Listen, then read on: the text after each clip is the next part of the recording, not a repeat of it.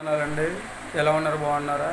ఈ దినాన్ని దేవుని యొక్క వాక్య ప్రకారం మనం చూసుకున్నట్లయితే ఉపవాసం చేయడం వల్ల ఉపయోగము ఏంటి లేదని మనం చూసుకున్నట్లయితే, లేదా ఉపవాసము ఎప్పుడు చేస్తూ ఉంటారో, లేదా ఉపవాసము ఎందుకు చేస్తూ ఉంటారు అన్నమాట అండి.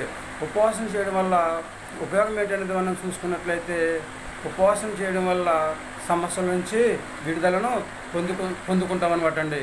చూడండి, శిష్యులకు సమస్య వచ్చినప్పుడు వాళ్ళ దెయ్యాన్ని వెళ్ళగొట్టలేకపోరన్నమాట అండి. దెయ్యాన్ని వెళ్ళగొట్టలేకపోయినప్పుడు యేసుక్రీస్తు అని అడుగుతూ ఉంటారు అనమాట అండి.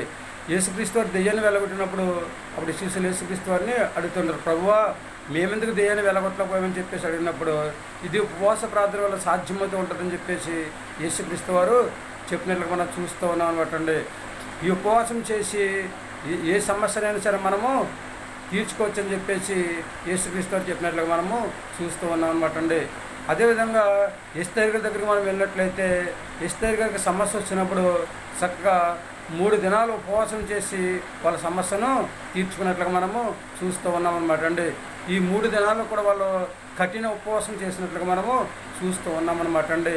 అలాగే యోనా గారు దేవుని మాట వినకపోవడం వల్ల శాపగర్భంలో 3 దినాలు ఉపవాసం చేయవలసిన పరిస్థితి ఏర్పడిందనమాట అండి.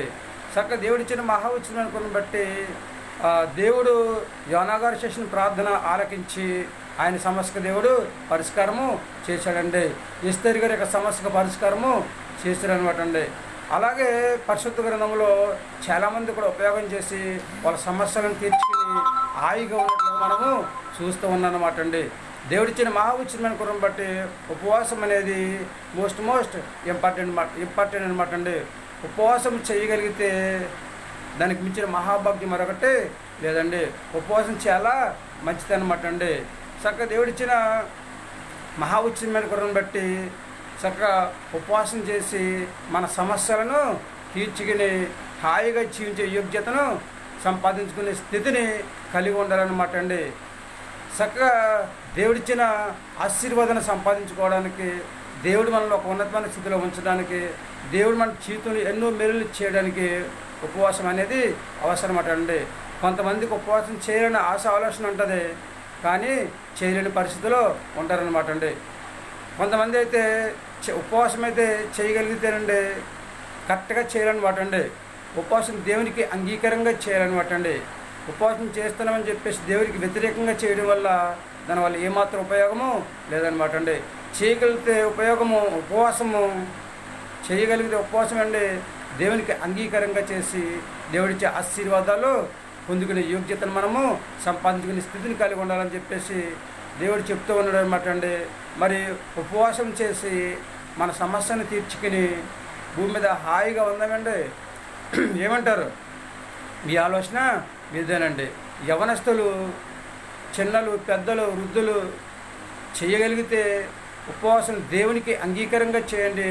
అంటే దేవునికి నమ్మకంగా చేయండి, దేవునికి కృతజ్ఞతాపూర్వకంగా ఉండేలాగా చేయండి, లేదా కరెక్ట్గా చేయండి. ఉపవాసం చేయలేకపోతే పర్వాలేదు, చేయడానికి ప్రయత్నించేయండి. కాబట్టి ఉపవాసం చేసి దేవుని యొక్క ఆశీర్వాదాలు పొందుకుని చక్కగా మన సమస్యల నుంచి విడుదల పొందుకుని మంచి ఆరోగ్యం కలిగి దేవుని రాజ్యవారసుగా జీవించే యోగ్యతను కలిగి భూమి మీద హాయిగా జీవిద్దామంటే ఏమంటారు? మీ ఆలోచన మీదే. నేను దేవుని మాట వింటానండి, ఉపవాసం చేయడానికి ప్రయత్నం చేస్తూ ఉంటానండి. ఒకవేళ ఉపవాసం చేస్తే దేవునికి అంగీకారంగా జీవించి దేవుని యొక్క ఆశీర్వాదాన్ని పొందుకోవాలని చెప్పేసి ఆలోచన కలిగి ఉన్నామని చెప్పేసి ఎవరైతే అంటారో వాళ్ళందరూ కూడా తలలు వంచండి, ప్రార్థన చేద్దాం. మహాపరిశుద్ధుడైన పరలోకపు తండ్రి, నీ ఘనమైన పదం లెక్కలేని స్తుతిస్తుంది ప్రభా. తండ్రి, ఉపవాసం చేయడం వల్ల తండ్రి స్తోత్రం ప్రభా. తండ్రి, శక్తిని సంపాదించుకుంటాం ప్రభా, నీకు వందనాలు. అలాగే తండ్రి స్తోత్రం ప్రభా. తండ్రి, సమస్యల నుంచి విడుదల పొందుకున్నాం ప్రభా, నీకు వందనాలు తండ్రి స్తోత్రం ప్రభా. తండ్రి, మంచి ఆరోగ్యాన్ని కలిగి ఉంటాం ప్రభా, నీకు వందనాలు. ఈ నిమిత్తం తండ్రి మేమందరం తండ్రి ఉపవాసం చేసి తండ్రి ఇస్తాం ప్రభా. మాకు కావాల్సిన సహాయాన్ని తండ్రి ఇస్తాం ప్రభా. నీ దగ్గర నుంచి సంపాదించుకోవడం తండ్రి ప్రభా, తగిన సహాయం దయచేయని ప్రార్థిస్తున్నాం ప్రభా. చేయగలిగితే తండ్రి ఇస్తాం ప్రభా. కరెక్ట్గా ఉపవాసం చేసి తండ్రి ఇస్తాం ప్రభా. చక్కగా తండ్రి కఠిన ఉపవాసం చేసి తండ్రి ప్రభా. చక్కని యొక్క ఆశీర్వాదాన్ని పొందుకుని తండ్రి భూమి మీద హాయిగా జీవించే యోగ్యతను ప్రభా మాకు దయచేయమని ప్రార్థిస్తున్నాం ప్రభు. నీకు వందనాలు. విశ్వాసంతో ప్రార్థన చేస్తాను ప్రభా. నేను నమ్మకం కలిగి జీవించి దాన్ని చక్కగా తండ్రిస్తాను ప్రభా. ఉపవాసం చేస్తాను ప్రభా. తండ్రి దీవెన ఆశీర్వాదాలు పొందుకునే యోగ్యతను దయచేయండి. అలాగే తండ్రి చిన్నలను పెద్దలను యవనస్తులను వృద్ధులు తండ్రి అందరిని దీవించండి, ఆశీర్వదించండి. ఉపవాసం చేయడం వల్ల ఎంతో ఉపయోగాలు ఉన్నాయి తండ్రి ఇస్తుంది ప్రభా. కనుక ఉపవాసం చేసి తండ్రి ఇస్తుంది ప్రభా. చక్కగా తండ్రి తన దీవెన సంపాదించుకుని తండ్రి ఇస్తుంది ప్రభా. భూమి మీద మంచి ఆరోగ్యం కలిగి జీవించే యోగ్యతను దయచేయండి. ప్రతి బిడ్డను దీవించండి, ఆశీర్వదించండి. ప్రతి బిడ్డ తండ్రి ఇస్తుంది కనీసం ఒక్కరోజైనా తండ్రి ప్రభావ ఉపవాసం చేయగలిగే సహాయం దయచేయమని ఉపవాసం చేసి తండ్రి ప్రభావ మరొకసారి తండ్రి ఇస్తూ ప్రభావ తండ్రి ఒక ఉన్నతమైన స్థితిలో ఉండే యోగ్యతను సంపాదించుకునే స్థితిని దయచేయమని మా ప్రార్థన ఆలకించండి. మా ప్రార్థన ప్రతిఫలం దయచేయండి. మా కొరకు తరగని యేసుక్రీస్తు ప్రయాసమైన నామములో వేడుకుంటున్నాం తండ్రి. ఆమె అందరికీ వందనాలండి. త్రియేక దేవుని ఆశీర్వాదం మీకు తోడుగా ఉండును గాక. దేవుడు మిమ్మల్ని దీవించి ఆశీర్వదించును గాక. ఆమె దేవుడిచ్చిన మహావిచ్చలను అనుకున్నబడి మన దేవుని పిల్లలము కనుక ఉపవాసం చేయడానికి ప్రయత్నించేద్దాం. దేవుని నామములో ప్రార్థన చేద్దాం. దేవుని నామములో ప్రార్థన చేసి దేవుని అడుగుదాం.